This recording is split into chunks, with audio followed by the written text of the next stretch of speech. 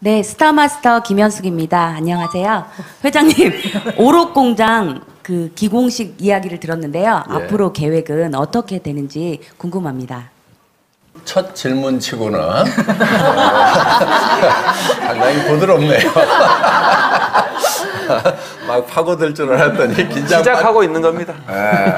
긴장 바짝 하고 있었는데 사실 우리는 유통 전문 회사입니다. 그렇기 때문에 직접 투자를 해서 공장을 지어서 우리가 직접 생산을 하는 것은 애터미의 큰 방향으로 봤을 때 우리가 선택할 길은 아니라고 생각을 하고 있습니다. 왜냐하면은 기술이 요즘에는 너무 빠르게 발전을 합니다.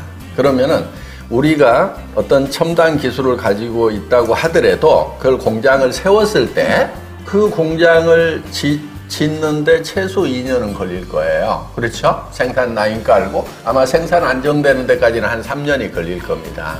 그런데 그렇게 해서 1위를 유지를 하고 있더라도 시간이 얼마 지났더니 진짜 어디에서 더 좋은 제품이 다른 회사에서 더 개발이 돼버렸어. 그러면 이제 우리는 갈등이 생기겠죠. 우리 공장을 문을 닫고 그 첨단 기술을 가진 회사의 제품을 구매를 해서 판매를 할 거냐, 아니면은 우리 공장하고 계속 거래를 할 거냐 하는 이런 문제에 부딪히게 된다 하는 거예요. 어떻게 결정을 할 것 같아요? 대부분은 이렇습니다. 자기 공장을 버리지를 못해요. 그래서 고민을 하지만은 계속 거래를 하다 보면은 결국은 이 첨단 아이템에 밀리게 되는 거죠. 그러면 안 팔리게 되는 거예요.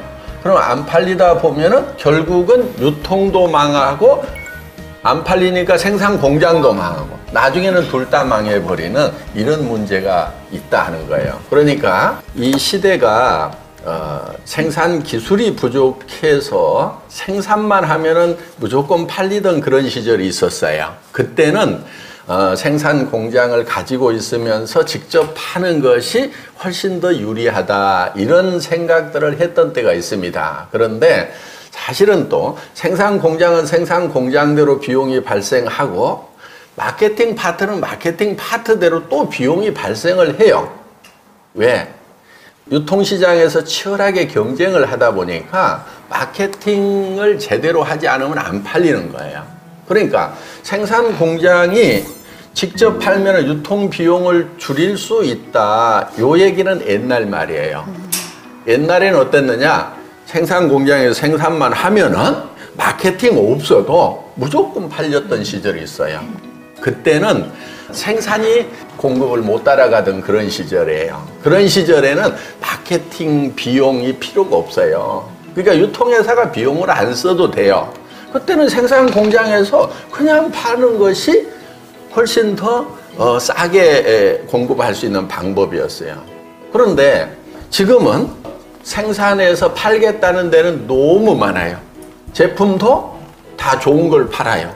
그러면 이제 경쟁력이 어디서 생기냐면 유통회사의 경쟁력이에요. 그럼 유통회사가 온갖 마케팅 비용들을 써가면서 경쟁을 해야 되겠죠. 왜? 상대편은 그렇게 가지고 막 광고도 때리고 뭐도 막 하는데 이쪽에서는 그냥 가져가요? 안 가져가요? 안 가져가죠. 예. 그래서 생산업체를 가지고 있더라도 어차피 유통비용은 써야 되는 거예요. 그러면은 생산을 전문으로 하는 회사가 유통회사를 차렸을 때 하고 진짜 유통을 전문으로 하는 회사가 유통을 할 경우하고 어디가 더 비용을 적게 쓸까요? 유통 전문 회사가 비용을 적게 쓰겠죠. 그러니까 선수인 거예요. 그래서 생산과 유통이 분리되어 있는 것이 훨씬 더 낫다 하는 거예요. 지금도 그걸 정설로 알고 있는 사람들이 많이 있습니다. 네. 그러니까 학문이 시대적으로 이렇게 변천을 하고 있는데 옛날 이론을 갖다가 지금 이제 적용들을 하고 있단 말이에요. 그래서 지금은요, 총판, 도매상, 소매점 이렇게 거치질 않아요. 왜? 생산업자가 인터넷에서 바로 올리고 고친다고 그래봐야 예를 들면 할인 매장 하나 정도.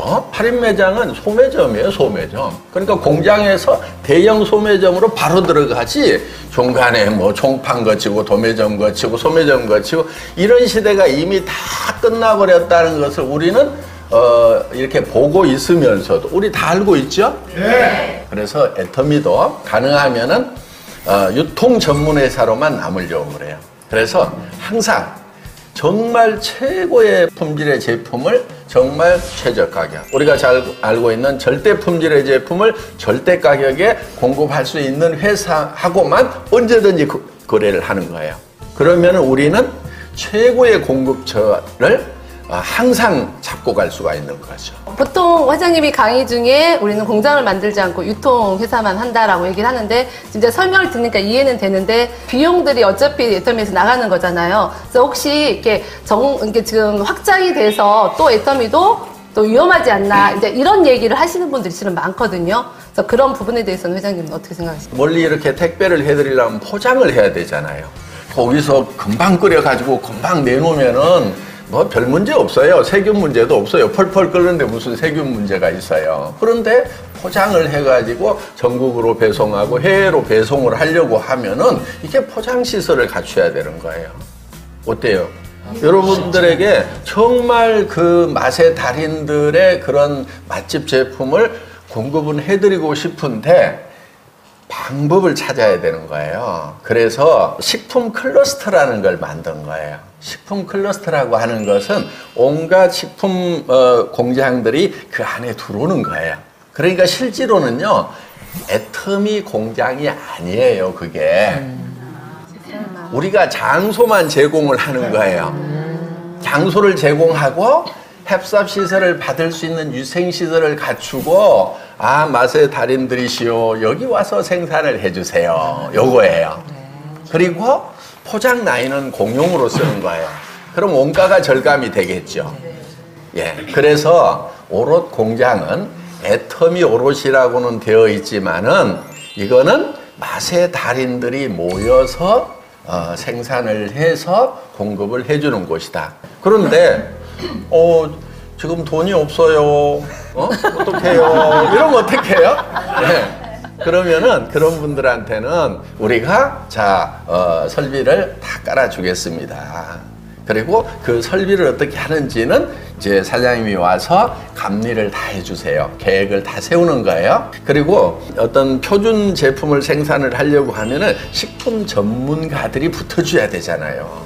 그래서 이제 식품연구소가, 종합연구소가 오롯 공장 안에 들어가는 거예요. 그래서 각 제품들에 관한 표준화 작업, 품질 관리 기준 이런 것들을 다 잡는 거예요.